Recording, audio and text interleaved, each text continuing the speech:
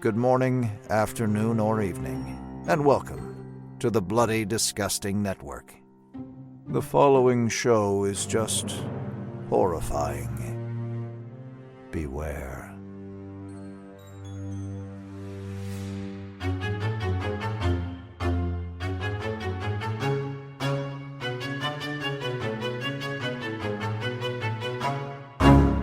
You're obsessed with her, and you're obsessed with her daughter! All right, easy, Geraldo.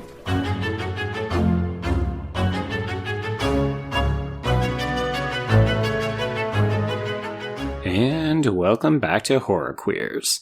We're talking glorious fucking capes. We're talking fatalist familiars, and we're talking the most boring, milquetoast straight couple ever. And I'm Joe. And I'm Trace, and we're talking a really abrupt death for a protagonist. Like, one of the most abrupt deaths I've ever seen before the film was like, peace out, y'all! My god, I loved it. Hey, did you like this character? Well, now she's dead. Credits. Oh, man. Really harsh. Really mean. I actually, gasped a little bit, and I was like, oh no! But I liked her. I did indeed. Everyone, we are discussing Dracula's Daughter, the direct sequel to 1931's Dracula starring Bela Lugosi, except this film does not star Bela Lugosi, although a wax figurine of him does appear as his corpse. I definitely paused and tried to zoom in a little bit, like, you know, on those procedural shows when they're like, and enhance. I was like, is that Bela Lugosi? That is not Bela Lugosi. It's so bizarre. So, I mean, I've seen Dracula. It's one of those mandatory film school watches. And I remember it was one of those things where it was like, I learned, oh yeah, people, not everyone really loved Dracula when it came out. It obviously is very influential. Like, Bela Lugosi's image as Dracula is, very, very influential. But it wasn't, critically beloved at the time. And even now, it's not even considered one of the better Universal monster movies outside of Lugosi's performance. And it was one of those times where I was, 19, 20 years old. Like, oh, you mean not all old movies are good? Yeah. I don't know. I mean, part of me was like, I sort of feel that way about this one. I think there's a lot of good things about it, but honestly, this is probably my least favorite of the classic films that we've covered.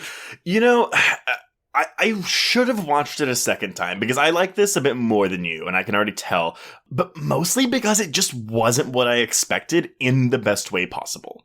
Right. Yeah, this is very unexpected in terms of, a creature's going to come after people and it's going to give chase. We're going to have bodies piling up. And that is there, but this is far more psychological, dare I say, from 1930, 36? There we go, 36. I thought we were just going to be doing a retread. So, full disclosure, y'all, before I watched this, I didn't do research because I was like, you know what, I'm going to watch it blind, see how I feel about it, whatever. And I was expecting a pseudo retread. We're going to follow Dracula's daughter. She goes around and eats a bunch of people. And I knew there was lesbian subtext, although I would argue text in this case. And that isn't it. We get this kind of, the first half is kind of a sad story about this reluctant vampire. And then the second half is like, throw that shit out the window. Well, if I can't have what I want, let's to Transylvania. Tried it once, didn't work. I'm going to go back to my lifestyle. There we go. Yeah, it's like trying to stop smoking. Stop trying to be a vampire. Well, I tried for one night. It didn't work. But yeah, no, so I was very pleasantly surprised with this. And I don't know, I didn't know it was a direct sequel. Like, all those kind of sequels, there isn't The Mummy 2. There isn't The Invisible Man 2. So I should have known, with all the Sons of Frankensteins we get and whatever the fuck all those things are. I should have known, but I guess I just thought that this was a spin-off or something that was just invoking Dracula's name only, but not related to that first film. No, yeah. I mean, it was interesting to have just watched Bride of Frankenstein earlier this year because as soon as this opens, I was like, oh shit, we are opening up exactly where the first film left off. Dude. Okay, we are in the same world, folks. I'm going to say they Friday the 13th part 2 it, but obviously reverse. Because no, we pick up right where it ends, and then we spend the first 10-15 minutes recapping the events of the first film. In this 72-minute movie. Yeah, I mean, as we've talked about before, they did do their fair share of padding the runtime. They had to make it a full-length feature, and sometimes that involves 10 minutes of exposition.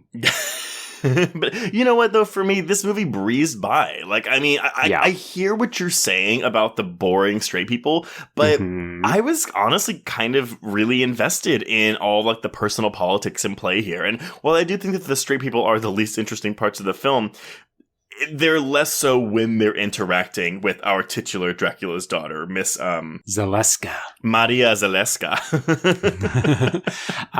Yes, and that was actually my biggest issue with the film. I have two big issues with this film. One, it is not excitingly directed. So I just felt like there was a kind of languid, not pacing, but just set up the camera, let the actors do their thing. Cool, let's move on to the next shot kind of deal. I was like, where is the pizzazz? And then the other piece was like, okay, you've got this fucking gorgeous, dynamic, super compelling anti-hero in Countess Zaleska, and we are just putting this Jeffrey Doctor guy on scene as much as humanly possible. And no offense to the actor, he's fine. The character is so bland. I literally wrote blah, blah, blah in my notes a bunch of times when he's having scenes talking to people. See, I didn't find him that bland, but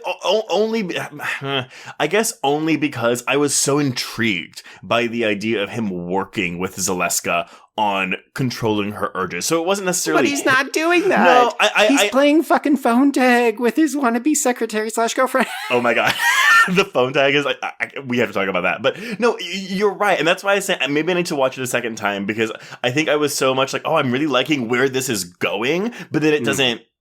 Again, like in those last 15, 20 minutes, it just kind of goes the standard vampire movie route, which a little bit, that is a weakness for me. But I guess I'm just remembering thinking, oh, this is like really not what I expected. I'm really liking this. Oh my God, yes, let's do this. Like how this woman doesn't want to be a lesbian. I mean, a vampire, and talk about that. No, I was all in on those parts. I just needed more of those parts and less of a screwball romance. Like, this could have been directed by George Cukor, for Christ's sake. So what you're saying is, after seeing a bunch of James Whale films this year, you wish it would have been James Whale. Look, I'm not saying that queer directors are better, but all the James Whales didn't have these kinds of issues. Just saying. Well, unfortunately, he did not want to direct this film. So that's a good segue into our production, because Joe, if you ever thought like something that is queer text is going to be dramatic, the production history behind this movie is dramatic.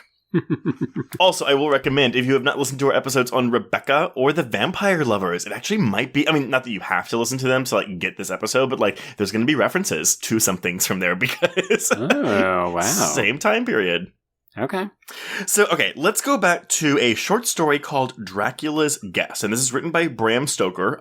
Supposedly, it was originally the first chapter for his 1897 novel Dracula, but it was deleted prior to publication because the publishers thought it was superfluous to the story. And what this... Wait, are you saying deleted like he wrote it on a computer or a typewriter?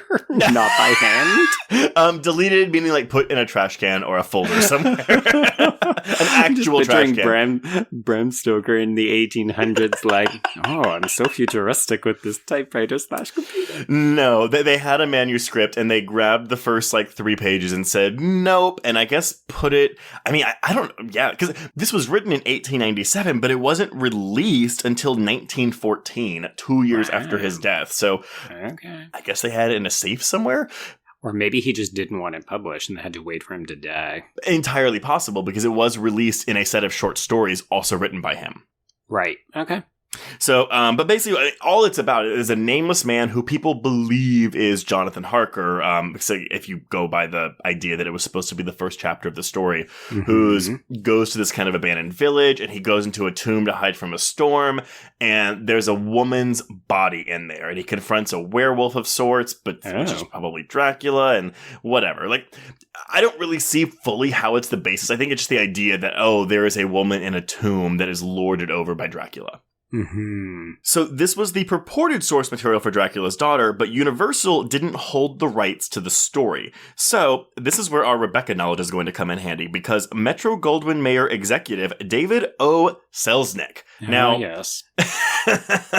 Again, everyone, this is the producer who produced Gone with the Wind and Rebecca 2 years in a row and got, Oscars for both of them. So. Right. We aren't quite there yet, but he is still as sneaky as usual. I was going to say, he's a young whippersnapper on the come-up. Yes. So MGM, he negotiated a contract in 1933. So this is 2 years after Dracula came out, the movie Dracula. He's got Stoker's widow, Florence, and he offers to buy the rights for the chapter, just Dracula's Guest, for an advance of $500 against a purchase price of $5,000. Ooh, big money for those times. Yes, and MGM's lawyers and executives were worried about the use of the word Dracula in the film's title, because they were like, oh fuck, is Universal going to get litigious with us and sue us? The answer is probably. Probably, but Selznick's contract with Stoker explicitly listed Dracula's Daughter as a possible alternative title. So, but while they were doing all this, they codenamed the project Tarantula, because we were still doing that back then. Wow, the long arm of history in Hollywood productions. Exactly. So Selznick hires John L. Balderston, and this isn't a name you're going to really know, but the reason he was hired was because he had worked on adapting the plays that Dracula and Frankenstein were based on. So, we have the books, then there were play versions, and then the plays were adapted into the stage play. But the plays were adapted into the films. Balderston didn't write the screenplays. He gets that adapted by credit in both of them. Okay. His screenplay, oh my god, okay. So his screenplay for Dracula's Daughter involved tying up loose ends from the original film. In it, Von Helsing. Now, in the original film, don't they call him Van Helsing? They 100% do, and for some reason they swap out the A for the O. I don't know why that is, but... Don't know why. Nope. Listeners, go ahead and tell us. I'm sure someone out there knows this bit of trivia. But yeah, so he had Von Helsing return to Transylvania to destroy the 3 vampire brides seen in Dracula, but he overlooks a 4th tomb, concealing Dracula's daughter. She follows him back to London, operates under the name Countess Zakelski. She attacks a young aristocrat, and Von Helsing, and the aristocrat's fiancé. They track her back to Transylvania to destroy her. The script implied that Dracula's daughter enjoyed torturing her male victims, and that while under her control, the men liked it too. Ooh. 1930s, man. Hey, anybody who's listened to Katrina Longworth's podcast about, the first 100 years of Hollywood history, you'll know that everybody in Hollywood was dirty perverts and fucking around all the time. We just think that they were prim and proper because it was, more Victorian, but it was not. People were fucking all the time in old Hollywood. Well, because you couldn't put it on screen. So all the dirty stuff that we now put on screen for all of our children to see, they couldn't do that back then. They were keep it off screen for the children's eyes, but also let's head up Hugh Hefner's Exactly. So they also had shots of the Countess's chambers being stocked with whips and straps, which she would never use on screen, but whose uses the audience could only imagine. Of course. Regardless of any objections that the Production Code Administration, aka the PCA, would have raised to many aspects of this scenario, his script never could have been filmed because Selznick's contract with Stoker expressly barred him from using any Bram Stoker characters that did not appear in Dracula's Guest. And because Dracula's Guest, the protagonist of it, was unnamed, nevertheless, they couldn't bring in those characters. So Selznick resold the rights to Dracula's Guest to Universal. He was like, well, fuck, I can't do what I want. Here you go, Universal, you can have this. For $12,500. So he made a profit off of it. Yes. And but here's the thing. People think that was his plan all along. Of course. It's like when you buy up a domain name, but you never plan to use it, and then you try to sell it to a film production company. He scalped it. Oh my god. What a dick. I mean, good for him, but also what a cheeky bitch. But there's more. So a condition of the sale was that the rights would revert back to MGM if Universal did not start production by October 1935, and this was later extended to February of 36.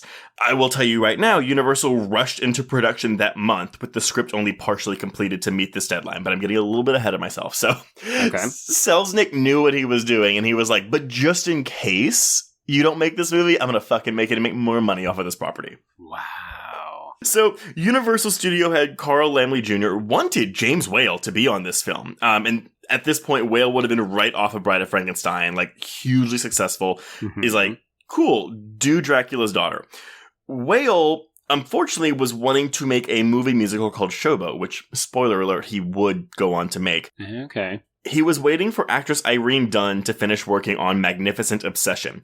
He didn't want to direct 2 horror films in a row. He instead convinced Lamley to buy the rights to a mystery novel called The Hangover Murders. Lamley agreed only after getting a promise from Whale saying that he would direct Dracula's daughter. So we're like almost there. Also, this is giving me Wes Craven Music at the Heart vibes. 100%, right? Like... Or John Carpenter, Black Lagoon. Exactly, yeah. Which I think we mentioned in previous episodes, so sorry for the stale jokes, but you know what? Still fucking applies. It's fine. So, Whale completed work on the film Remember Last Night. Then Miss Dunn became available to do Showboat. So, there's going to be a little bit more here because I'm going to jump around in time a bit. So try to stay with me, Joe, and listeners, bear with me. Okay, I've got my red string ready. I'm good. Let's do it. So Whale is not available, and we'll have more on that later. But Lamley replaced him with A. Edward Sutherland, who was best known for his work on comedies. Sutherland was like, "No, I don't want to do that. Like, he had no interest."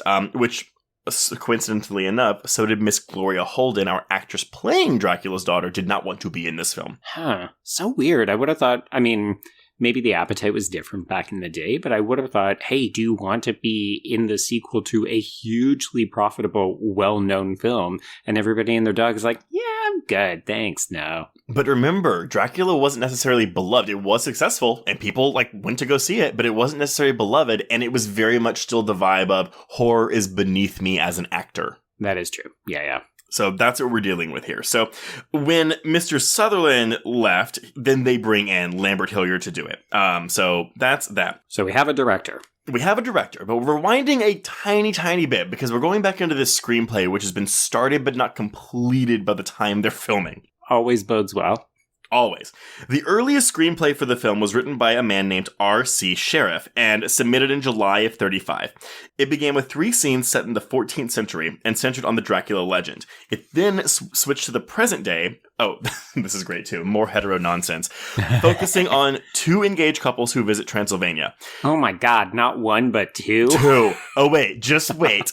So, the men explore the ruins of Dracula's castle. One is later found insane and the other goes missing. Von Helsing is brought in, tracks the missing man to London. He's in the thrall of Dracula's daughter. She attempts to flee with her thralled man to the Orient, because it's always the Orient. Oh my God. On a boat. The climax is going to take place on the boat. During a violent storm, Von Helsing destroys Dracula's daughter, and with her hold over the mem broken. Okay. But then the scenario closes with a double wedding. Oh. I just really wish that we would stop getting this heterosexual marriage shoved down our throats. I know, right? It's just, I have no problem with it. I just don't want to see it in front of my face all the time. Especially not times 2. Not times. Oh my God, can you imagine? What the fuck is that? So that's so old Hollywood, though. Like, oh, do I have a friend? Do I have a brother or a sister? It's like, let's get married en masse. Yup. So this version of the script was submitted to the British Board of Film Censors, the BBFC, August of 1935, and they immediately rejected it, saying in part, Dracula's daughter would require 6 languages to adequately express its beastliness. I'm sorry, what? Again, if y'all want to hear more about censors at this time period, please go listen to that Rebecca episode, because that was a journey. Right, yeah. I mean, this is also turning into a journey. Holy shit. Oh, we've got more. Don't worry. So, Universal submitted Sheriff's first draft. Okay, so that's the British Board of Film Censors. Now we're going over to America for the Production Code Administration. So, oh my God. They submit his first draft to the PCA in September of 1935. So it's like a week later. They encountered stronger resistance from the Americans, from head Joseph Breen. Again, a recurring name from our Rebecca episode. And every episode that takes place in the 30s and 40s. Yes. Old Dark House, Bride of Frankenstein, Creature from the Black. Yeah, we're good. Yeah. So Breen reported back that the script contains countless offensive stuff. Love that. This is a quote. Which makes the picture utterly impossible for approval under the production code. So 5 days later, Sheriff goes back to the BBFC over in Britain, submits a revised scenario 2 days later. This scenario passed, but because its details were not recorded by the BBFC, how much it differed from the original or how much of that carried over into the final product isn't really known. Okay. So mystery draft submitted in the UK. Yes, and this is late September, maybe early October. But late October, a second draft is submitted to the PCA. So we're back in America. This, too, was rejected, with many of Breen's objections centering on the 14th century scenes in which Dracula himself appeared. Whether this submission was the same one that the BBFC had passed is, again, unclear. Right. So we're into a third draft. Sheriff does a third draft, submitted a couple days later. Then he does a fourth draft and a final draft. So a fifth draft is submitted, and I think this is maybe why the deadline for getting it made extended from October to February, because they couldn't get this fucking thing approved. Yeah, we are trying, we cannot get it past the censors. Yes. So but here's where Whale comes back in. So after this fifth draft, it's still unacceptable. James Whale biographer James Curtis suggests, because this is kind of speculation at this point, since Whale had no interest in the project and he feared that his commitment to Dracula's daughter would cost him control over the filming of his musical thing, Showboat thing. I mean, it's a movie. They believe that he encouraged Sheriff to submit ever more wildly unacceptable versions in hopes of getting himself kicked off the film. Oh, okay. So we have Selznick over here I'm going to make money off of this shit as much as I can in as many shady ways as possible. And then James Whale over here I just don't want to do it, so keep fucking it up with the production code. My gosh. No one wants to make this movie except for the people who can get rich off of it. Got it. Exactly. So, January of 36, producer E.M. Asher advised Breen that the Sheriff script was not going to be used. A new script would be put together from scratch. So, screenwriting duties were then assigned to Garrett Fort, who submitted a draft in January of 36, and then a second draft in February.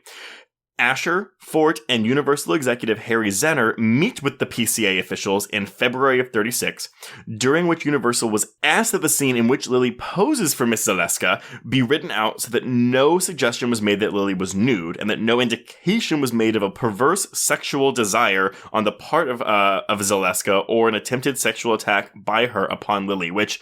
Sure, Jen. We'll talk about that when we get to that scene. There's a reason that it became the most iconic scene in the film, folks. Yup. So, Fort's February draft, as revised by Charles Belden in March of 36, seems to be the version used to shoot the film, which was viewed and passed by the PCA in April of 36. Now, April of 36 is a whole 2 months, or maybe 6 weeks, after filming had started on the film. Oh, God. So we're basically just doing we're going to do the Transylvania scenes. It's going to take us a really long time to set up all these crowd shots. We'll shoot an insert scene with Sunder in the alley. What else can we shoot that's not going to be offensive that we can just stretch out? I have no idea. So shooting on Dracula's daughter. So again, we're going back in time a couple weeks. We're on February 4th of 1936. Rushed into production before Ford had completed the script because of that deadline snafu thing. The filming was completed on March 10th, so they actually didn't get the screenplay approved until after the film was shot. Okay. Oh my God. That could have made editing or post-production a little bit dicey. Yes. So despite studio orders that the film be shot on a 7-day per week schedule, filming ran 7 days over its schedule and $50,000 over budget, with the final cost of the film tallied at $278,380. So a tiny bit of because people this is really the last big Universal monster movie for a couple years, and people are Dracula's daughter wasn't successful, so Universal was backing off. That's not quite true. Not quite true. And again, because people were lesbians. No. So, publicly, Universal said it was also because of a British ban on horror films would cut too deeply into the revenue such films could generate. But in truth, the cycle was suspended because just before filming on Dracula's daughter had wrapped, the Lamley family had lost control of Universal. Right. Because of cost overruns on a number of pictures, Laemmle was forced to borrow $1 million in November of 35. So again, we're going back in time a little bit during all this stuff. The money came from J. Cheever Cowden, head of Standard Capital Corporation, and from Charles R. Rogers. When the loan was called in March of the following year, so like right after Dracula's Daughter is done filming, they're calling the loan. Universal was unable to repay it. Standard assumed control of the studio on March 4th, and Rogers replaced Laemmle as head of production. Rogers did not like horror films, and he shut down production on them following the release of Dracula's Daughter to focus on fare like Deanna Durbin musicals. Universal did not return to the genre for 3 years when it released Son of Frankenstein in 1939. So in a way, we're actually really lucky that we even got this motherfucking movie. Yes, absolutely. And the production itself didn't sound tumultuous. It was just like the before and after of it was tumultuous. Yeah. Oh boy. I mean, I don't have a good enough sense to know how difficult it was to get a script passed in those days. I'm imagining that anything to do with horror probably had a higher hurdle to go by, particularly if it had any kind of salaciousness, because they did really seem to crack down on it. But it just... It sounds like quite the ordeal. It sounds like a pain in the ass. And a lot of work, a lot of paper. So many revisions. So yeah, Dracula's Daughter comes out May 11th, 1936. Reviews they're mixed. Like, some of them like it, some of them don't. One review was like cheekily positive, but then was like, bring your kids to it, despite the fact that for back then, it probably wasn't kid appropriate. No. So, Rotten Tomatoes, we're looking at a 57% with an average score of 5.7 out of 10. But over on Letterboxd, we've got a slightly higher score with a 6.4 out of 10. That's quite a bit lower than a lot of the other Universal monster movies that we've covered. It is, but also, I also think this film is lesser known. Yeah. I'm not even going to say underrated, because I just don't think a lot of people know about this movie. Yeah, it's underseen. Well, but also, all these sequels, okay, yes, everyone, quote-unquote, knows Dracula, Frankenstein, The Mummy. Do people know Son of Frankenstein? Do people know The Creature Walks Among Us, Sorry, I know people know those things. Right. Yeah, it just not as widely. Right, exactly. And so I wonder if this kind of falls into the same thing, because this would have fallen in the first cycle of Universal Monsters. And I think, outside of Bride of Frankenstein, it's the only other sequel in that first cycle. Mm-hmm. So, it obviously gets overshadowed by Bride of Frankenstein. Yeah. I can kind of understand why, but, I'll say that there's a lot of reasons to have checked this film out, so... Yeah, I will agree. I do think that Bride of Frankenstein is a better film, and you are right that this movie would look and probably have a lot more atmosphere had look better and have more atmosphere if Whale had directed it. But I definitely worth watching. I'm at a 3.5 out of 5 for this, because I did enjoy it. Okay. Yeah. I'm about a 3, so not that much far behind. It's definitely one of those, really happy to have watched it. It's just, if people say, hey, what's a Universal monster movie that I should watch? I'm probably not going to immediately think of this one. That's fair. Well, why don't we discuss this movie and the goings-on of it? Okay. So we open immediately after Dracula in Carfax Abbey, and having not seen Dracula in a very, very long time, it opens with the discovery of a dead body, and I didn't know who it was. I think it's Renfield. It is Renfield. Okay, yeah. Good. Because I vaguely recall, Renfield, runs up and Dracula just, pushes him off the stairs and he breaks his neck. Yeah, it's because Dracula thinks that Renfield has brought Van Helsing to Carfax Abbey, when he's supposed to be like, hey, I'm making blood-sucking noises with Lady Chick over here. So he's like, God damn it, Renfield. It's really fast, too, because they can't, focus on a dead body too much. Of course, yeah. And here it's it's a body on the floor. We don't get to see a face. We don't get to really see anything. And we also have Count Dracula, who is nearby. He is staked in his coffin. And the person who is there kind of just... supervising is Professor Van Helsing, who is the only returning actor from the original film, Edward Van Sloan. Which, if I recall, again, maybe I'm forgetting properly, but like that's another movie where like they stake him, Mina goes back to normal, and then the movie just ends. So technically, like Mina and Harker should be there, but yes, whatever. But they're not. No. So Professor Von Helsing is immediately arrested because he is discovered around 2 dead bodies. And so he is brought to the head of Scotland Yard, Sir Basil Humphrey, played by Gilbert Emery. And he then has to explain himself. So he talks about these fabulous creatures, vampires. To me, this is a clever way to get the whole... Instead of just showing a recap of the first film, like... I didn't expect, Von Helsing is going to get arrested and then up for trial for killing this man / vampire. I'm like, that a subversion of my expectations is that this is the journey that I'm going on right now. Yes, I did like it, although I was extremely worried that we were going to get, is this a horror film or a courtroom drama? Like, the witness calls Dracula's daughter to the stand. Thankfully, that does not happen. Actually, I'm sorry, not to call back Rebecca again, but that happens in Rebecca. Yes, it does. We didn't like it then. No, didn't like it then.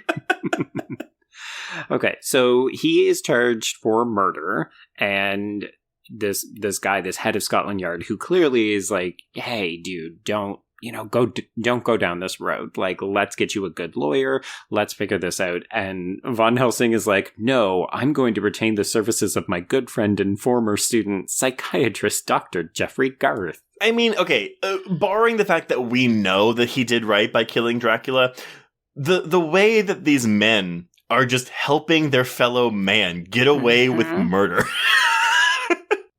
Yeah, Dracula's daughter said ACAB because these police officers suck, and they're really, they're not nepotistic, but yes, they're willing to help a fellow man to skirt justice. What is the line later that Garth does? Where they're like, do you really believe Von Helsing? He goes, no, I don't believe him, but I believe in him. I'm like, okay. Oh, well, I guess that's all that matters then. Yeah. So at this point, I'm going to introduce our old friend, Harry M. Benshoff, Trace, because of course he's always got the goods on these old films. And one of the important things that I really took note of is Dracula's daughter has a fixation on the idea of psychiatry. And this idea that it will help you, it will cure your problems. And I thought that that was interesting in a film from 1936. Agreed. And Benshoff says, basically, yes, you are right. So he writes, the voice of hegemonic normality has shifted from an eccentric expert, aka your Von Helsings, who are out there spouting off about shit. And it's like, cool. Okay, I guess you're an expert on the occult? Yeah. So it shifted from that to an institutionalized medical discourse. And this change is indicative in a larger shift in this and later films away from things like foreign lands and singular exotic characters to a more localized familiar setting and therefore identifiable apparatuses of normality like psychiatry. So it's a reconfirmation that the horror is now where we are as opposed to foreign places like the Orient and Transylvania.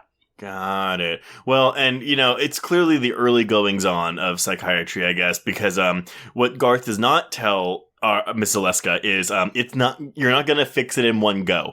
Oh, I have fucking thoughts on his approach to her. Newsflash, willpower is not enough to cure you of anything, folks. It's 1936. Yeah, we're at the beginning, I guess. Not even, but sure. Okay, so at the Whitby jail, we've got this scaredy cat constable in training, Albert, who is played by Billy Bevan. And I'm not going to lie, I thought that this character was going to be like that panicky townswoman in Bride of Frankenstein, where he would be coming in and doing the comedic relief, and he's not. And they needed Una O'Connor in this movie, but of course they can't have a woman be a police officer. Oh, God, of course not. No. That's the real horror. So Albert is left to guard these 2 bodies who are in the morgue, and then in comes Countess Marya Zaleska, who is played by Gloria Holden, and he is immediately hypnotized by this gorgeous woman in a veil, and then she absconds with the body of Dracula. I mean, yes, that's a fast way of getting through this pseudo-seduction scene. I love this. I don't know why she has to use a jewel to hypnotize people, but I love that she has to use a jewel to hypnotize people. It is a little weird. I'm not going to lie, the queer in me was very much like, she's using jewelry to dazzle her victims. It was a little frustrating that Dracula could just do it with a look, and apparently his daughter needs to resort to, fancy light tricks. But I love the way that she is shot, and I think that Gloria Holden is perfectly cast. Like, I can easily understand why lesbians and bisexual women have been attracted to this film and why they hold it up, because she is so striking and beautiful. And I think that's part of my problem with the film is I was just so interested in her. Whenever she's not on screen, I wanted more Countess Zaleska. Well, and I was actually really intrigued by her attire because it looks like a hijab to me. It kind of does, yeah. Which are like, okay, but she's supposed to be from Transylvania. But it's very much like, she's exotic. Don't ever forget it. Right, but we're just mixing up cultures here because they're like, oh, exotic, yeah, hijab, yeah, sure, put it on her. It's Hollywood in the 30s, yes. But, all right, so, like, I mean, I have a point, but, like, like in Barry Sonnenfeld's Addams Family movies, how he always has Angelica Houston's face lit, where it's like, oh, that beam of light around her eyes, but then it's just, like, shadows. Mm-hmm. That, I feel like that was inspired by this, because it's just like, oh, we're blacking out the rest of her face so that her eyes can do all the work for her. Mm-hmm. And they do. Oh my God, yes. And I would not be surprised if that's true because of so much of what Addams Family is pulling from. Yeah, exactly. Okay, yeah, so she's got Dad's body and she's out the door. And I do love the fact that when we later revisit Albert, however briefly, he is so stupefied that he can stay hypnotized even when his chair falls over. Yup. Okay, so we are now in the woods, and we've got wolves howling, and she is performing what I'm calling a last rites ceremony, because she's got a full-on cross, even though she can't look at it, and I think she's got a holy water that she spritzes on Dad's body, and it lights on fire. It's salt, too. She does salt. Okay. Like, she throws salt on the grave to finish it off. Okay, so maybe it wasn't holy water, maybe it was just salt, but maybe. I thought it was interesting that we're using these tenets of Catholicism, despite the fact that she is meant to be an unholy creature of the night. Well, that's the thing, too. I mean, because, the Hays Code is going to require that she dies. Like, she is the villain because she is a murderer, right? I just wonder if there was ever discussion about, like... trying to redeem her? Yeah, she's trying to be good. She's trying to do better. Although I guess because, like, she has that turning point where she's like, no, fuck this. Never mind. But I also do wonder, though, if these lesbian implications play a part. Because, I mean, like, full disclosure, and I don't think this is a secret, I 100% read this also as, like, she's trying not to be gay. She's trying not to be queer. Oh, God. Yeah. That's literally all that's here. And... like, you wrote to me before I had a chance to watch it, and you were like, I think this is actually surface text stuff. Yeah. There's no hiding this. It's so, and with this scene we'll get to later with the portrait thing, it's like, all right, movie, I know what you're doing, and I like it. Oh, I mean, yeah. Well, no, I like it. I like it in the sense I like the idea. Unfortunately, how it ends sucks, but chalk that up to 1936. Yeah. It's been interesting to see that the reception of the film has actually been rocky as it's aged, in part, I think, because folks look at this and say, oh, this is a queer woman who tries not to be queer and then gets villainized and then gets murdered. You're like, yeah, the messaging is troubling. I didn't mind that so much because who among us, and I'm sure there are some people that have not done this, but like who among us, when you realized that you were queer, hoped and prayed that you weren't? Oh, yeah. Yeah. And I'm not saying, I mean, granted, like the movie doesn't really do much to like really talk about these things outside of, like, I don't know, like she doesn't want to kill people, whatever. But I related to that so much. I was like, I get you, girl. Like, I'm the kid that was sitting out there doing he loves me not to flowers. But instead of he loves me not, it was I'm gay, I'm not gay, hoping that like I would get the I'm not gay and feel better about myself. Right. So I really liked this. And then to the point where honestly her turnaround later where she's like, whatever, I'm just going to do my own thing, is really empowering. Even if the film villainizes her, but also society villainizes homosexuals. Yeah, I would actually get so much more on board with this film if she was like, Jeffrey, you suck, and Janet, Why don't you join me in Eternal Life? Because you seem way cooler. Well, and that's the thing. I don't view this really as a horror film. I view this as a tragedy. Oh, sure. Yeah. Like, and granted, that's not how it's meant to be. No. But that's how I view it. It's the only way I feel like queers could read this film, right? Here's a woman who doesn't love herself, who then accepts herself and is then immediately murdered. Immediately murdered. No fanfare. No. And it is part, as you said, it's a 1936 film. There's only one way that this movie can end. And these movies always end, very, very abruptly. So we were never going to get Countess Leska, she wasn't so bad scene. Can you imagine? She wasn't that bad. She wasn't that bad. Honestly, you barely see her do anything. She doesn't even murder people in this movie. Well, they kind of die of their... so she kind of murders them, but... Well, she kind of murders Lily, but, technically, Jeffrey murders Lily because he puts her under hypnosis and she, has a heart attack. Exactly. Wasn't it really Jeffrey's fault all along?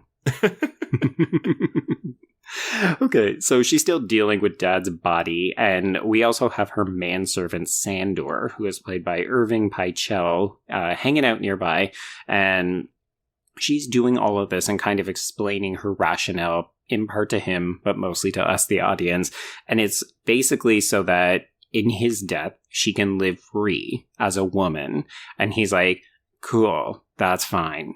We should probably go home because the sun's coming up. Well, that's it, because they don't know. She just thinks that by, ritualistically, putting his body to rest, she will be cured. Because the movie doesn't, she's his daughter. Never explains it. How does this work? I don't think it's his, blood daughter. I guess really it will be blood. But no, I think he just, he, instead of a bride of Dracula, it's just his daughter. He turned her at some point, and that's it. I don't think he, reproduced with someone to get her.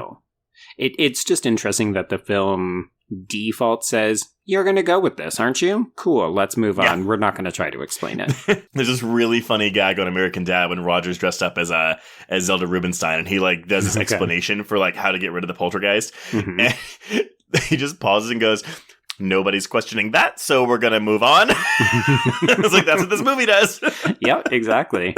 You're all still here? Okay, cool. We're going to move on. So we basically jump ahead to the next night, and she's talking about how she's finally free. She's going to play music because she's also an artist, which is oh man, this lady is super queer. She's into painting and pianos. I love my butch lesbian / bisexual lady. Oh, actually, we should acknowledge, obviously this film is typically referred to as a lesbian text, but some people do also read it as she is bisexual because she appears to go after both male and female victims. And of course, she asked Jeffrey to stick with her at the end, which is unfathomable. But so we're probably just going to refer to her as queer. Yeah, I think that's the best way to do it because, and we've discussed this in our vampire text in the past, but yeah, vampires are very much Everything. Honestly, we could say pansexual at this point. Yeah, it's a check all boxes that apply kind of rule. Exactly. So yeah, queer she is. Yeah, so she's there. She's playing the piano. She's so hopeful and optimistic, and she's so excited for what's about to come. And Sandor's just kind of leaning against the wall, being like, "Death is what's coming. You're evil." Nothing is going to change. Her joy is very short-lived. I will say, credit to Benshoff for coming up with this fucking zinger, but he describes Sandor as a naysaying bitchy queen and supreme fatalist. Oh my god. Which I would like everyone to start referring to me this way, please. A naysaying bitchy queen and supreme fatalist? All right. Yes, yeah. You heard it here first, everyone. You heard it in Benshoff's book first, but here second. Indeed, yes. I'm appropriating the term because I love it so much.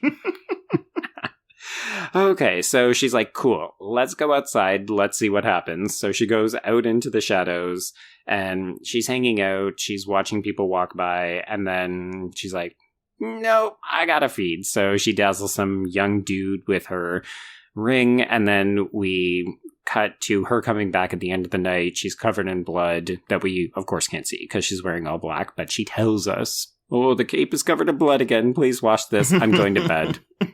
Yeah. Yeah, I do love this kind of defeatist, well, that didn't go the way that I planned. If you need me, I'll be in my coffin. I mean, she's lucky she didn't just walk into the sunlight to be like, it worked. Oh, nope, no, it did not. Well, she's not stupid. She's going to wait and see. She's basically gauging, do I still have bloodlust? But, okay, so if we're doing, let's even say this and Dracula are a queer read, right? Dracula is a character that fully embraces his queerness because he's like, I'm going to kill people, like, whatever the fuck, like, let's do it. This is a character who doesn't want to be that way, but she is. Like, I mean, she's quote unquote born that way, if you will. Yep. And I just love that look into a character like that because, again, it's always the thing when it comes out when people talking about queer people and like whatever, oh, you choose to be that way. You know, people are always like, it's a choice.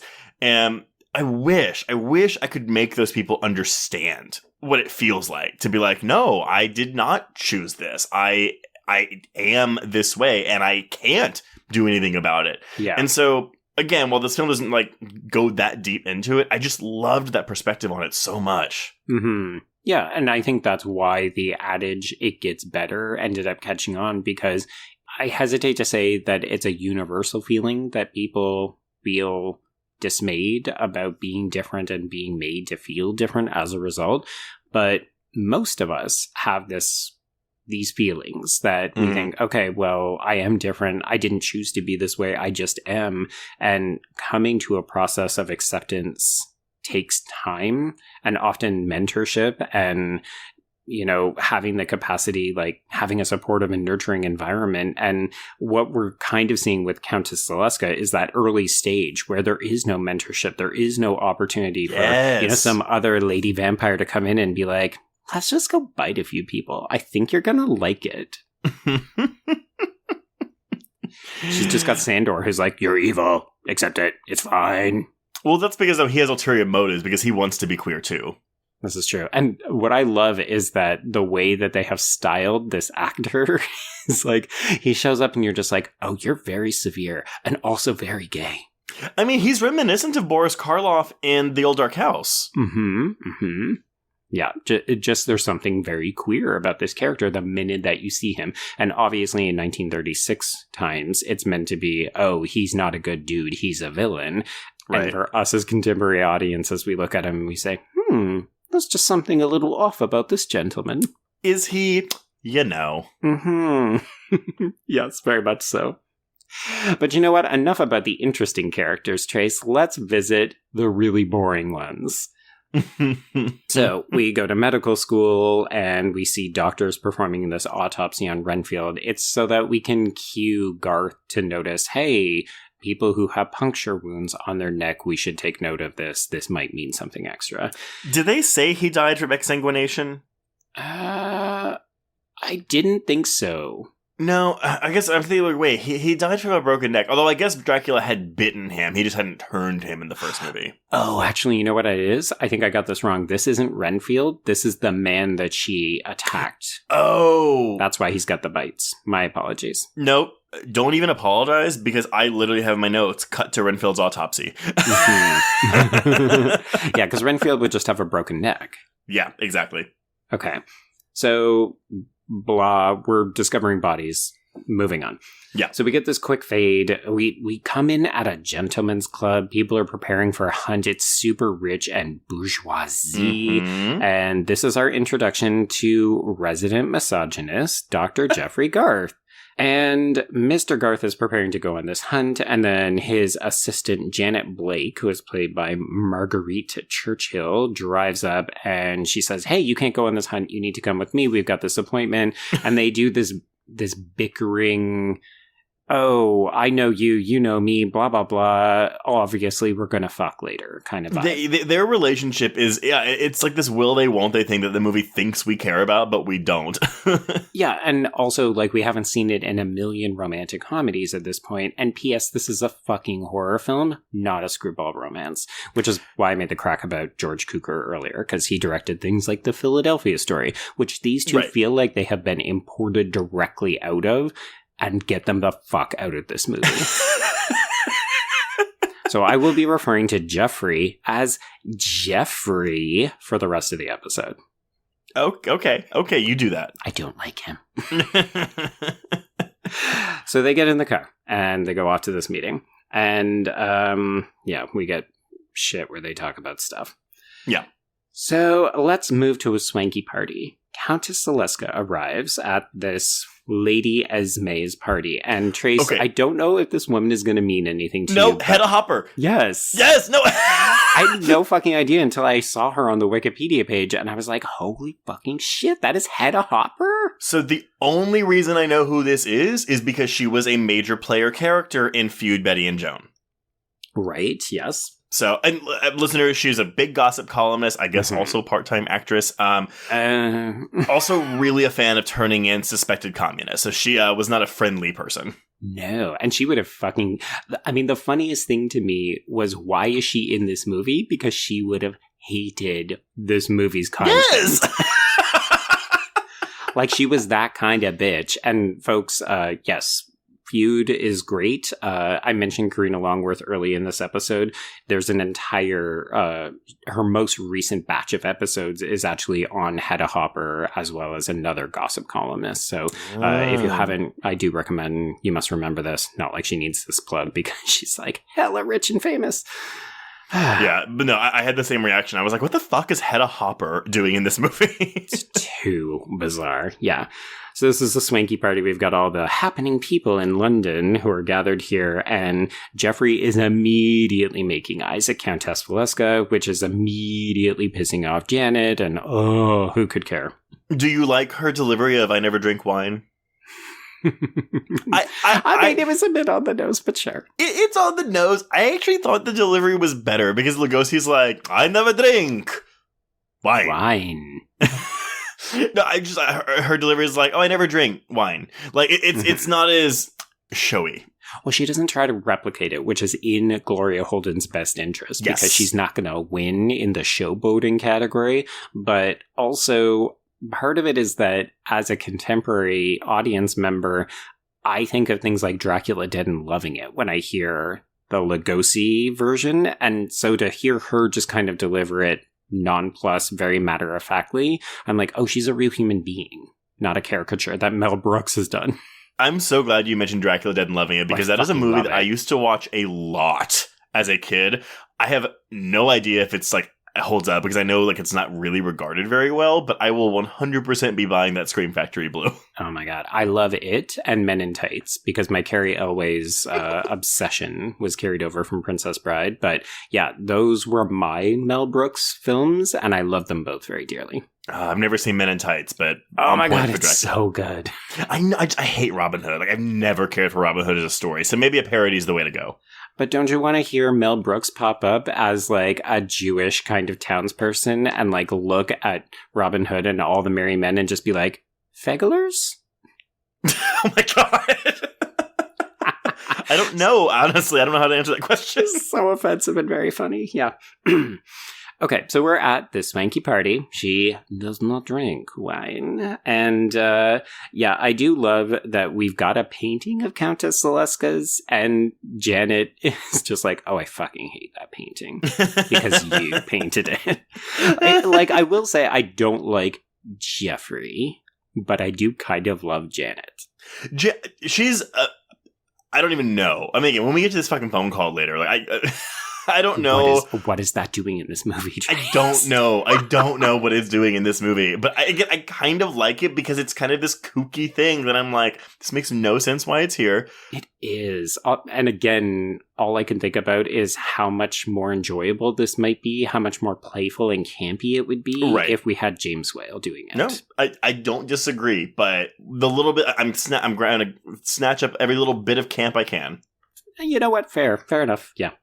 So, because it's a society party and we're talking about the news of the day, we end up introducing Van Helsing's case, and of course, Jeffrey is going on and all about it, and Selznick ends up latching on to this concept of a release as a cure for her situation. Oh yeah, she's like, oh, what do you say? Okay, hey, let's go meet privately and talk alone for a little bit. Indeed. Oh, this man could be useful to me. I need to get him into a dark corner immediately. I'm actually kind of amused that she doesn't try to bewilder him. Like, the depth of her hypnosis only seems to turn for people... murder. Yeah, it's an interesting creative decision as opposed to turning him into some kind of useful slave. I'm using slave with air quotes because that sounds wrong, but... Right.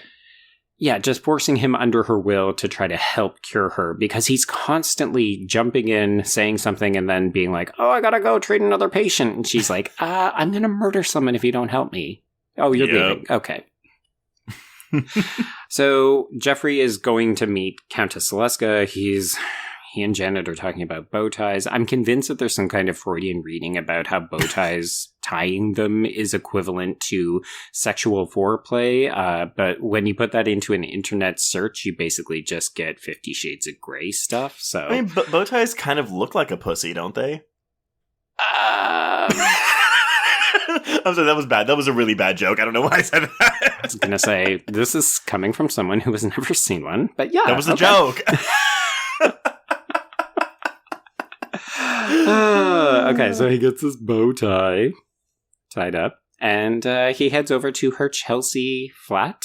And Trace, I'm just going to quickly remind you that Chelsea is in London. And right. It's not Liverpool. It's not Liverpool. Got it's it. also not the Chelsea that we might be thinking of from contemporary times because, this is an American production. So they said Chelsea, and I went like, oh, Chelsea, like where all the gays live in New York City. I was like, yeah, that's in New York. I knew that one. But it is a thing, and it might have been a thing in the 30s. So it's one of those things where you're like, oh, are they slightly coding this? Not quite sure. Entirely possible. I don't know. Mm-hmm. So yeah, so he makes observations about her lack of mirrors, blah, blah, blah, because, haha, isn't it ridiculous that he doesn't understand who she is? And talking about coding, like, her line delivery here is, something that reaches out from beyond the grave and fills me with horrible impulses. Like, insert drop-dead gorgeous Brittany Murphy gif of gay! Yeah, like, sweetie, you might as well just come out and say it because the coding is really obvious, except of course to Jeffrey, who does not pick up on any of this fucking shit. None of it. He's just like, oh, you need to meet and fight your impulses. Like, it's really not that hard. All you need is willpower. Like, do you know what we do for alcoholics? We just put them in a room with a glass of alcohol, and they can't touch it. Okay, No. but that's not like a one-night thing. A, that doesn't work, and B, that is a very, very short-term solution. Yeah, exactly. Yeah, so I'm going to bring Benshoff back in here for a little bit, and it's important because he actually makes reference to a sympathetic treatment in this movie, and this is an important phrase because the sympathetic treatment that we use in this film, things like denial and willpower, obviously not going to work for a cure for homosexuality and queerness. But more importantly, psychiatry would use these kinds of sympathetic treatment to, quote unquote, cure people. And this film is coming out, as you said, at a very important time in terms of like the history of Universal and their monster movies. Right. But it's also anticipating the way that psychiatry would address queerness in the military going into the Second World War.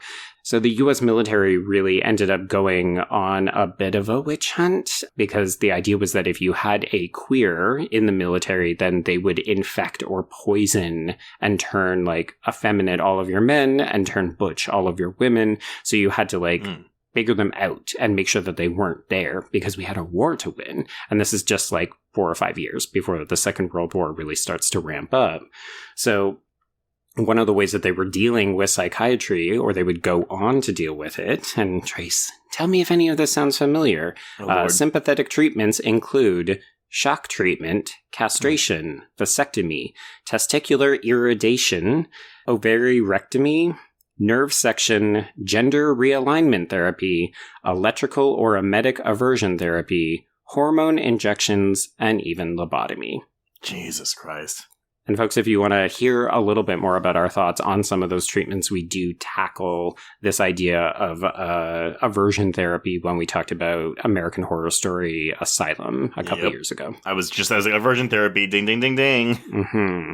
So to me, there's this conflation when he's saying things about sympathetic treatments as being simple and they can cure so many things. Like, it's commentary on the burgeoning interest that society has in psychiatry, but it's also anticipating the kinds of really horrible fucking things that psychiatry will ultimately try to use to cure queer people in the future. Mm-hmm. You know, just a little darkness. I know, right? It's like real happy story time. Ugh. God. It's called sympathetic treatments. Mm-hmm. Ugh.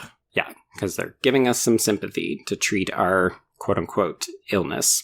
Because, of course, it's important to remember that at this point, like, even as this film was made, homosexuality, lesbianism, any kind of deviant sexuality was criminalized, and it was considered an illness. Like, it was defined as something that had to be cured. Yeah. I mean, it was, yes. I'm like, what was the DSM-4 thing? Oh, God, yes. Yeah. So all this to say, he's like, cool, just get some willpower, bitch, you'll be fine. And she says, okay, can you help me with that? And he says, oh, no, sorry, I'm being called away. So just swing by my office tomorrow in the daytime. And she has to say, I don't think that'll work for me. Can we do another nighttime visit? Which, of course, he's also misinterpreting as, oh, this lady wants to fuck me. Yeah. And she's like, I might die. My soul is in jeopardy. And he's like, cool, I'll chill the champagne. Yeah. Okay, so at this point she says, well, you know what? I'm feeling a little bit peckish and a little bit put off by this doctor. So she asks Sandor to pick her up a model to paint in the studio.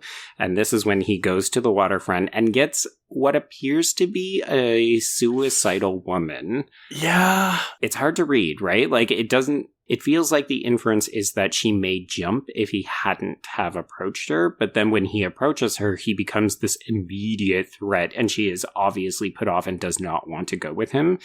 But but it's only when he says, "Oh, my mistress." He tells her it's a woman, and that puts her at ease. But he's a hulking presence. He's a hulking presence. I think he very obviously invades her personal space, and I think he even kind of tries to grab her arm when she backs off. It's just, like, to be a woman with this man approaching you, no thank you. My personal space. My personal space. Fuck, you don't get... no, I'm going to send you a clip later about personal space. It's going to be funny. You're going to laugh. Okay. So this is Lily, played by Nan Gray, and they bring her back to Countess Zaleska's, I guess, loft or painting studio. It's her studio of sorts. Yeah. She is rich because she also can charter a plane at the moment's notice. Very true. And this, everyone, of course, is the scene. If you had any doubts about queer text or subtext, like, this is the one that people will come back to constantly. Mm-hmm. And honestly, it's kind of the highlight of the movie. Like, it's not just the queer scene in the film. It's also, I think, the most interestingly shot. It's the most interestingly lit. So... Also, I'm surprised that, because I'm like, okay, we're going to see this girl undressed. Like, she removed more clothing than I expected would be possible in this film. Yeah. I did wonder if it was going to be implied that she had stripped fully naked. So it was interesting to read that this was one of Breen's very specific scenes that he did not want that to happen. So apparently it was on his suggestion / orders that Countess Zaleska says, I'm going to paint you from the shoulders and head. So that's why we see the bare shoulders. But it's still, like, very much exposed the top part of your body and your neck. I mean, look, they approved this movie, or script, I guess. And I'm just like... You missed it? Did you watch it? Did you read it? Did you watch it? Are you blind in one eye? Do you have glaucoma? Like, how did you miss this?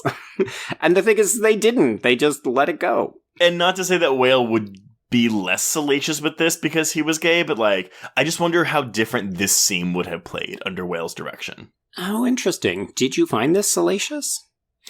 Yes. Okay. It's basically a seduction. She's making this girl disrobe before she lunges at her.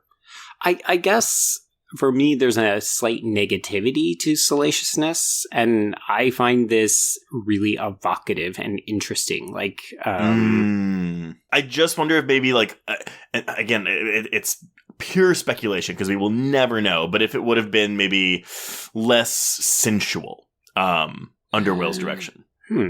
I kind of feel like it would have ended up being the same. Like, this is the one scene that I thought, oh, this has some of the panache that Whale often brings to his films.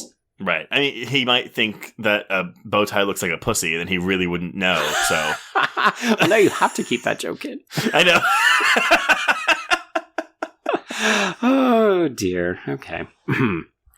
Yeah, so seduction over, Lily has been taken care of, and it's great. And so we cut to the next morning, and oh good, we're back to Janet and Jeffrey. Yeah. And they're still bantering like, oh, you prank called me. Oh, well, I quit. Oh, blah, blah, blah. And I'm just like, why? Why? It is, and we've discussed that phone call from earlier, but like there is just this whole thing where she like prank calls him while he's at Zaleska's, and she's like, "This is a doctor. That there's purple elephants at the zoo, like things like what? Bitch, what are you doing? You know he is working, even if you think that he is fucking this countess. This is so unprofessional and really childish. Very much so. And then of course it pays off as a joke later when the actual Doctor calls him. But yeah, like all this banter, but it's only because after this scene with Lily, this is when the movie kind of stops being Zaleska's movie, because we are now shifting protagonists. Now that she has rejected, she's like, oh fuck it, I'm gonna do it. Like the movie now has to shift allegiances. Now we're going with Joseph and Janet, and we have to like set this up in the remaining 25 minutes of the film.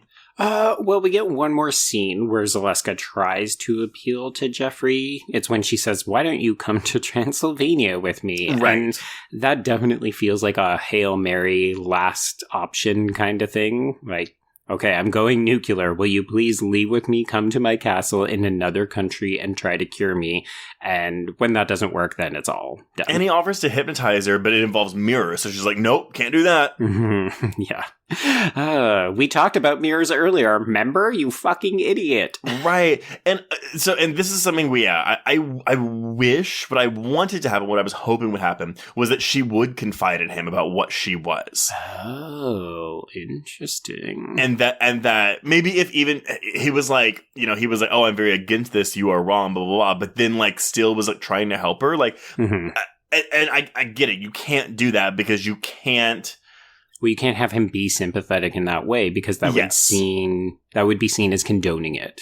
Exactly. And so that's where a lot of my excitement in the first half came from, because I thought that's where we were heading. And so I was and still am disappointed that is not the case, because as you said, we've got to make sure the straights are happy. Yes, indeed. Okay, so the pair of them go to visit Lily. She's in the hospital now because she is suffering from what is eventually diagnosed as post-hypnosis. I'm like, oh, is that a diagnosis? Okay, sure. And he obviously notices the 2 puncture wounds on her neck, which recall conversations he's had with Van Helsing. So he goes to meet with him, and then I blacked out for a couple of minutes because blah, who could care? Yeah. It's all stuff about vampires, and it's like, yeah, we know. We watched the first film.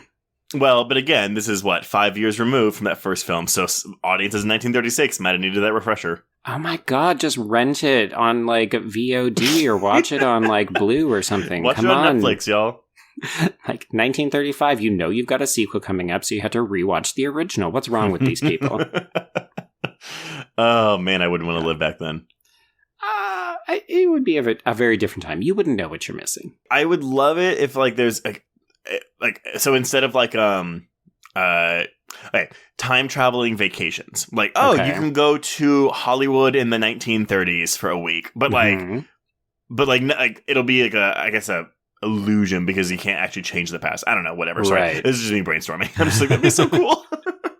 Okay, as long as you're not talking about like doing one of those like Sound of Thunder movies with Edward Burns where it's like, oops, we stepped on a foliage or like a small yes, it is a butterfly because it's based on a book called Yes.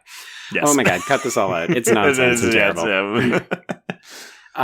Yes, I would have enjoyed traveling to the past as well. So, oh my god, notes.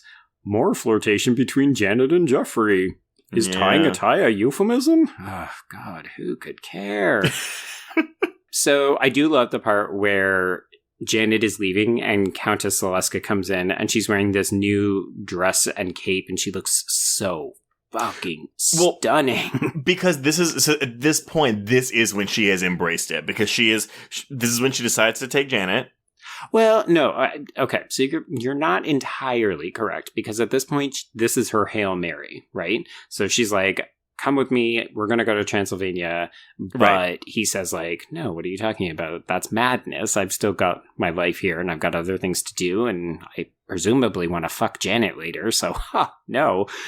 But I do love that she catches Janet in a lie because it feels like a moment of actual comedy that worked for me in this where Janet's like, he's out. And then the housekeeper says, do you want this sandwich? And he's like, yeah, sure, bring it to my study.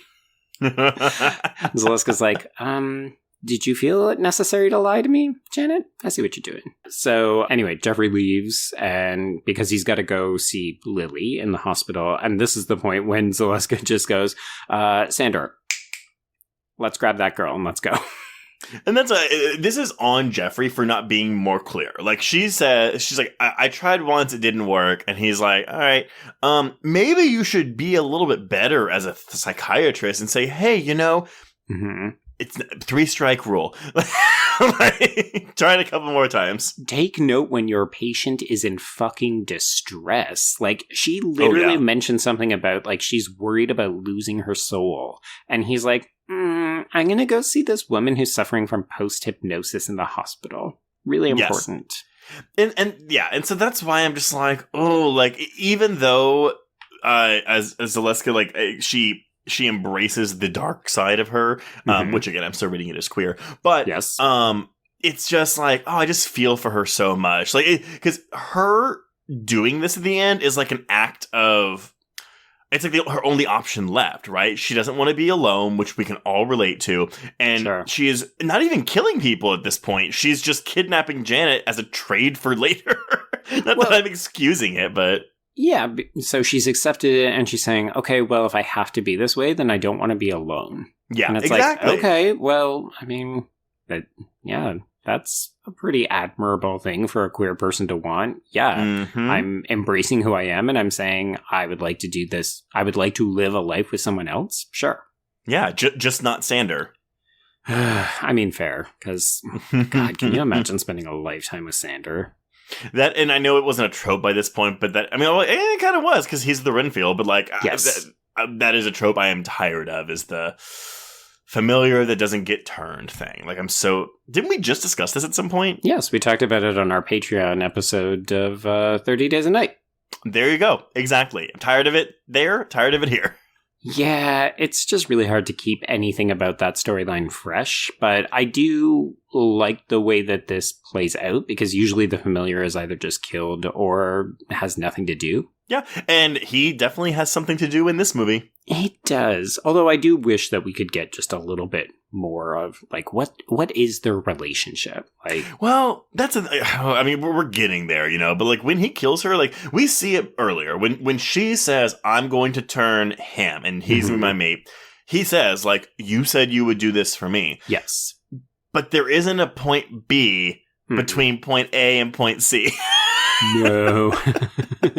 If you don't do it to me, I will shoot you in the chest with a bow and arrow. Yeah. No. Okay, we're just good to go there. Even a scene of him watching, like, her and Jeffrey talk when he's like, rawr. But I guess it's supposed to be a surprise when he kills her. It is, yeah. Yeah, it just feels like this movie needs a couple more scenes between her and Jeffrey. And maybe less of Jeffrey getting called away, or her becoming more impatient and Sander being like, you have to let this go, just accept who you are.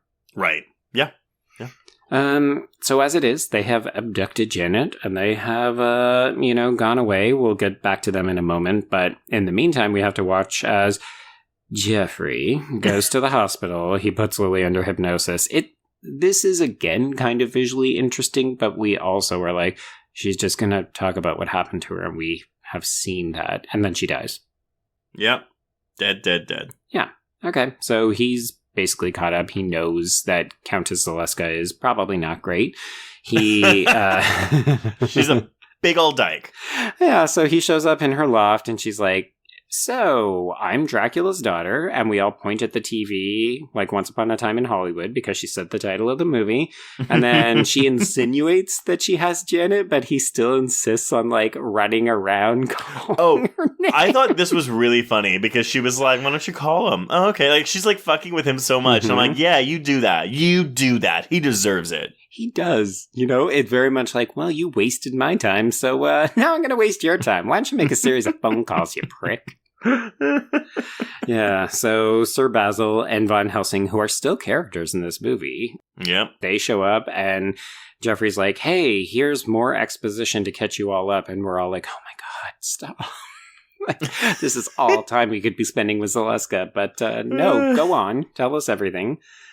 So we do get this really hilarious news montage about Janet's kidnapping. Oh my God. I forgot about that until you mentioned including what appears to be Marguerite Churchill's like glossy photo that she maybe used to get roles in Hollywood. Yes. Like it's a full-on pinup shot of her. Well, it's the thing too. Is the thing where they spin the newspaper as it gets closer to the screen and then it like freezes. Which always makes me think of the 60s Batman, like, dun-na-na-na-na-na. Yes, no, it does. Which, of course, is what Batman is referencing. I recognize we're doing this in reverse, but yeah, I just thought it was so funny. I was like, where did we get this photo from? Well, no, it's there is a thing where I mean, like, I'm thinking also like a Mamma Mia 2 when it's like they're looking at Meryl Streep's like portrait, but it's like clearly a publicity still from the first film, and I'm like, there is a thing where there's a sequel to a movie there that a character has died from, and they're not in the sequel. Which, sorry, Meryl Streep is in Mamma Mia 2 for a bit, but Trace.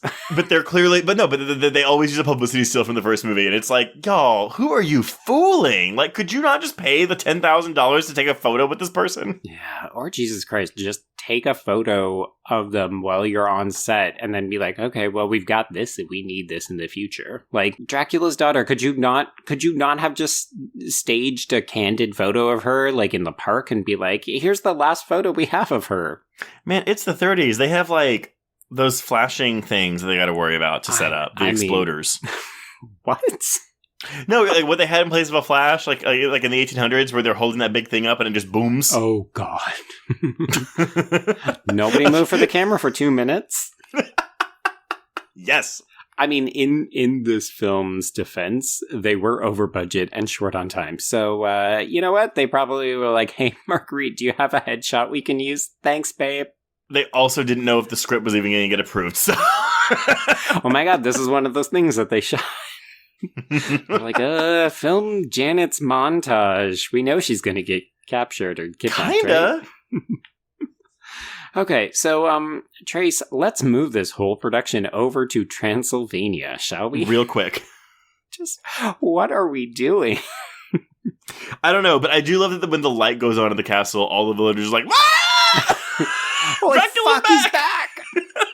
It's very much like the kids were partying and not realizing that mom and dad were coming home early, and it's like, everybody freeze, and then everybody panic, and go. Yeah, this is some weird nonsense that felt very, we're just shooting on the back lot. We brought in about 30 extras. We gave them kind of ridiculous peasant costumes and called this Transylvania. Yep, that's it. It's fun. Where was Una O'Connor for this? Exactly. Are Dracula and Frankenstein set in the same world? Do we know? I have no Is it like idea. two different castles on like opposite hills? You know what? I feel fairly confident there is a Frankenstein Dracula crossover, so I'm going to say yes. I mean, they definitely meet. Oh no. Is that Abbott and Costello? I was going to say Abbott and Costello at some point, don't they? But I think those are set in the universe. Honestly, I don't know. Don't quote me on that. All of the Universal monster folks are just going to be fucking yelling at us right now. So we're in Transylvania. Yes, light goes on. Somebody's in Castle Dracula. Sandra is pissed that she's proposing eternal life for Jeffrey when she promised to make him a vampire. This is all good stuff. Now, but there is because when this is all fine. And we really just had this final confrontation, but I did write down in my notes, before Jeffrey kicks open the front door to the castle, I always feel weird to say the castle has a door. She's like leaning down and she doesn't get to like make contact, but to almost kiss Janet. Yes. Before Jeffrey interrupts her. Oh, yes. People have taken very close notice of this. Why is she hovering so close? Why is she inching closer to Janet's face? And to me, this was very much the opportunity to say, you know what? I thought I wanted you, but you're useless, Jeffrey. So fuck you. I'm swapping you out for this hot Janet chick. I've already got her. Let's subscribe to that. I like that. Very much so. Do it. Yeah. So, Jeffrey is bursting his way in. He's shooting at Sandor. I think we're supposed to find this all exciting. Valeska. I have it in my notes so many times, Countess Valeska. And I was like, I could see Valeska taking pride in that. Folks, if you have not listened to Valeska's episode, it is on The Cruff from a couple years ago. And she was a great guest. Oh. So Zaleska makes this offer to him, and he's like, oh my god, this immoral decision that you're forcing on me to become immortal forever, or Janet will die. And I'm just like, oh my god, the stakes are so low for you, dude. Like, but that's it is a testament to how interesting Zaleska is as a character, that it's this weird like dissonance between what the movie is wanting us to be interested in and what we are interested in, right? Yeah, very much so. And I can't tell if it's just because from a modern eye, we're looking at this film and we're seeing so much appealingness in her. Like, for me, I just look at it and I'm like, well, it's a non-starter. Obviously, you say yes to her because she's fucking hot. She's offering you eternal life. Like, where are the downsides here, Jeffrey? Come on. Watching everyone you know die as you stay alive? Oh my god, don't give me that nonsense. Oh, it's so hard to be a vampire and live through the ages. We'll get to that, because the mopey vampires basically come from this film. Yeah, a little bit. Yes, you're actually right. But yeah, no, I mean, they're like, he agrees to, you know, this trade of hers kind of reluctantly, and then she is immediately shot in the heart with an arrow. Yes, yeah. I do want to bring in Benshoff a couple more times. One of them is here, and he reads Valeska. Damn it. He reads Zaleska a little bit here. So he says, like many other post-code 1930s female characters, she's rather weak-willed. She actually seeks less to be cured of her obsession than to supplant one form of unconscious mental control, i.e. Dracula's spell, with another, which is the discourse around modern psychiatry in general, and then more specifically, this patriarchal control of Dr. Garth. So Benshoff says this is made manifest when she acknowledges that a cure is impossible, but she still wants him to be her eternal companion. It's like, you don't have to turn to your second daddy figure. Right, like Dracula had 3 brides, but like he put them away when he needed to. Yes, indeed. You don't need a man to feel complete, Countess Zaleska. Yeah, I can see that. Like, and that's, I mean, like, we haven't really discussed like a remake, and I don't know if this will get remade, but I would love to see a modernization of this because I think there's so much stuff you can do with this. Did you see that it has a kind of weird remake that happened, I think, in the 90s? It's a movie called Nadja. No, I did not see that. It's almost identical sounding, except of course it's exploitation-y and there's a lot more violence. Oh, I mean, sign me up? Apparently not. It didn't seem to get very good reviews. I mean, neither did this, so it's fine. Fair, okay. Yeah, so Sandor shoots her, and then he's basically just shot by Sir Basil and Von Helsing, who are still characters in this movie, and then, we've got Von Helsing looking over the Countess, and the film closes on her. One final piece from Benshoff. Perhaps most significantly, the film's final shot is a tight close-up of Countess Zaleska's face, not the patented shot of the normal couple's embrace, suggesting both an increasing interest in the figure of the monster and a decreasing need for normality to have the final word. Because who could fucking care if Janet and Jeffrey get together? Well, audiences that were not queer in 1936. Indeed. And also Mr. Joseph Breen. Is it Joseph? Breen, whatever. Yes, Breen. Joseph Breen, yeah. And that's Dracula's daughter. That is it. I mean, I still really liked it. I get your issues with it. I do chalk it up to the time period, but nevertheless, I mean, not to say that it excuses the flaws, but I still find this a very fascinating film that did subvert my expectations more than once. Absolutely. And for me, I just wanted a bit more of that subversion. Like, I love this idea of, and it's funny because we've teased it, this idea of a vampire who doesn't want to be a vampire and tries to find a way around this inclination to be dark/queer. And of course, Anne Rice latched onto this shit like nobody's business. So if this at all sounds like we're describing not the vampire Lestat, but whoever Brad Pitt's character, Louis. Oh God, yeah. And even just this idea that vampires would turn to medicine, right? I'm thinking of like Catherine Deneuve's character in The Hunger, where she goes to Susan Sarandon to be like, "Hey, what's the deal with my magical powers? And also, shall we fuck?" Yeah. So there's like a really long historical legacy for this film, and in a lot of ways, I think that that's what makes it important. Like, it sets the groundwork for a lot of things that we will see in the future. It's not just, ooh, vampires are scary and they'll, like, take your women. It's like, vampires can be complicated and interesting. And I think I just wanted a bit more of that multifacetedness. And I don't think it's fair for me to ask of it from a film from 1936. But it's just because Gloria Holden is doing such great work that I wanted more of her and I wanted more of that story. No, I think that's totally fair. And it's interesting, right, though, because what you're saying is right. This film was wildly influential in terms of things you don't see. Yeah. Because they're all like narrative beats, character tropes, archetypes, things like that. So that's why this film isn't really as, I'm going to say that's why this film is underrated in a sense, because people, I don't think, realize that a lot of it does stem from this. Yeah. Which, I mean, you know, we didn't mention Carmilla, but like Carmilla is clearly an influence on this as well. What? What are you talking about? I don't see the connection at all. But I just wonder if it's because Bela Lugosi it's a vision, right? Like, you can see this look, this performance. And so people just latch onto that with, oh my God, it was so influential, you know. But with this, it was more subtle things that you don't see that people cribbed from. Yeah, like Lugosi's version is great, iconic, obviously, but he's doing a very different kind of thing. It's a very different kind of performance. And yeah, I mean, I think in the long run, this actually becomes more influential in the way that we now look at vampires as kind of tortured figures. And I think that you're right. Yes. I think that you're right. I think correct. Yes.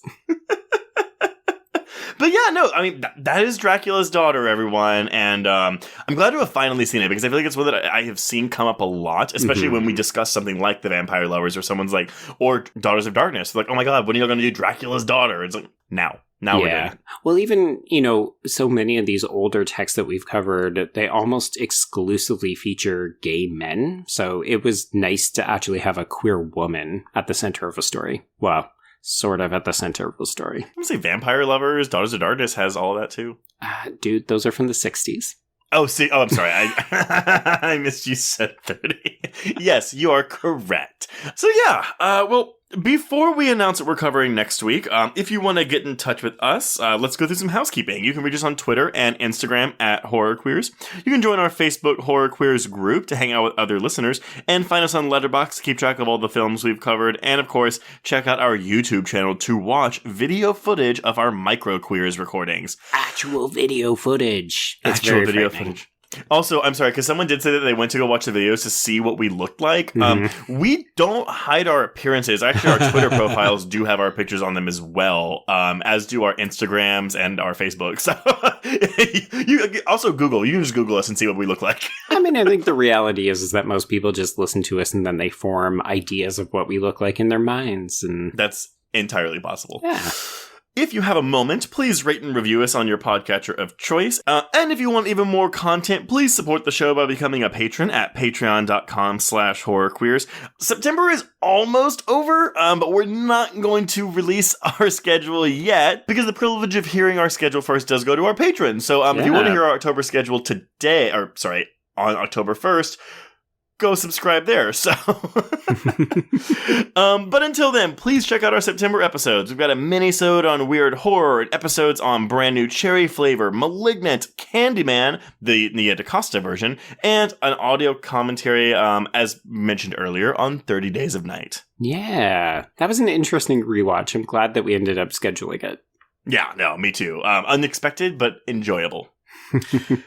But Joe, what are we checking out next week? Because our first October episode, I feel like that's got something to live up to.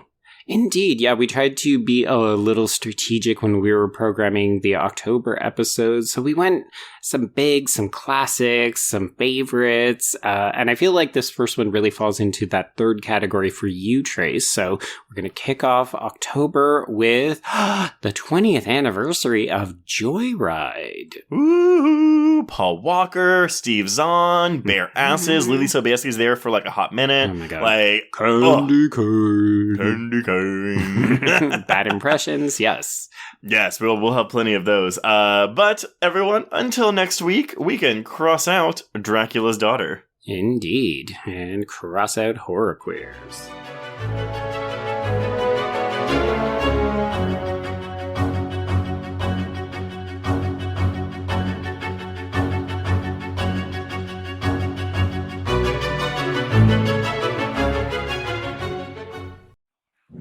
Hello, I'm Shelby Scott, the host of Scare You to Sleep, a podcast where I tell you spooky bedtime stories full of creepy sound effects and music that is soothing yet unsettling to help immerse you into a world of horror. This is a show for those of us who have realized horror can be a strange but relaxing escape from reality.